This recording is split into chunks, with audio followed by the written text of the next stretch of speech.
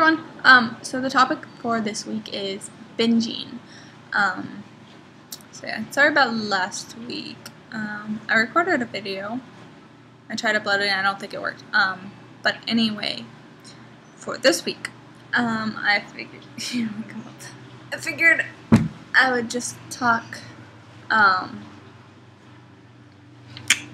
sorry, trying to situate my daughter here. Just generally how to prevent it from coming up. I think one of the major things to do is to never restrict.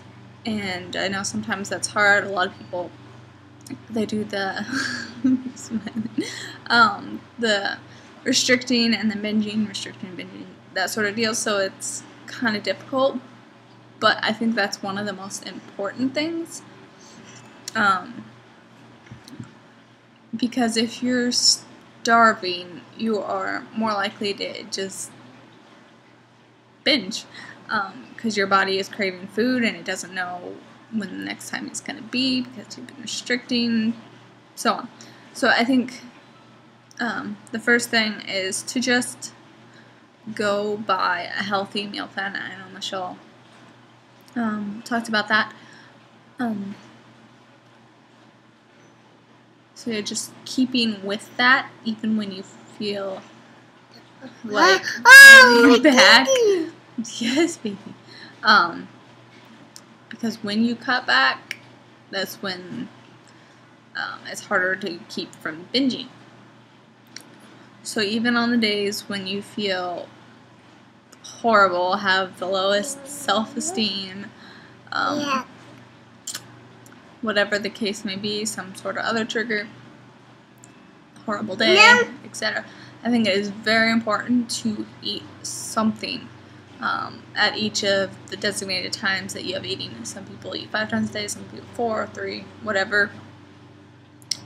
Healthy meals, you have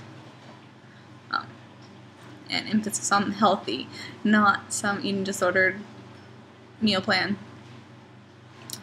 That will help keep your stomach not feeling empty, so you're less likely to go for a binge, even when you feel like you need to. For the times when you do feel like you need to and you've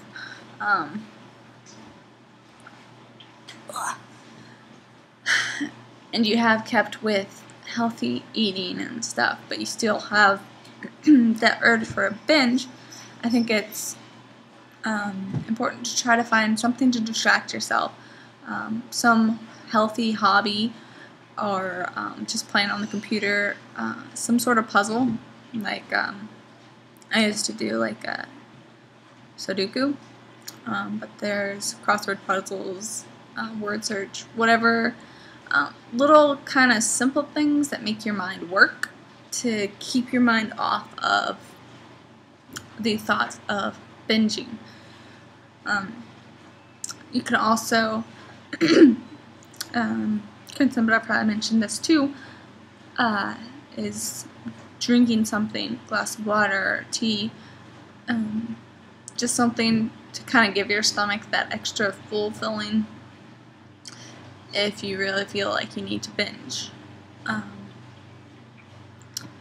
So drink something while you're doing that hobby, whatever it might be, or just some little puzzle thing like I mentioned.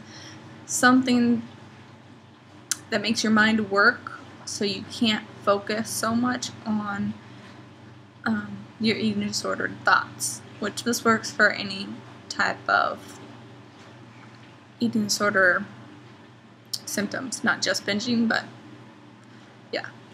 It works well for binging because a lot of times some things you can't really binge while you're doing them. So sometimes the puzzle things don't exactly work. So trying something else, you can go for a walk. Sew, knit, crochet, paint, you know. A big thing with a lot of treatment centers is crafts, creative therapy. So just finding a creative outlet of some sort, whatever that might be. Maybe you want to learn to do something. Maybe you want to learn to draw. Maybe you want to learn to paint, but you've never been able to sit down and do it. Do it during those times when you're very tempted to binge, because it will get your mind off of it.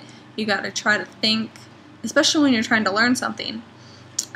You have to use your mind a lot more while you're trying to get everything just right.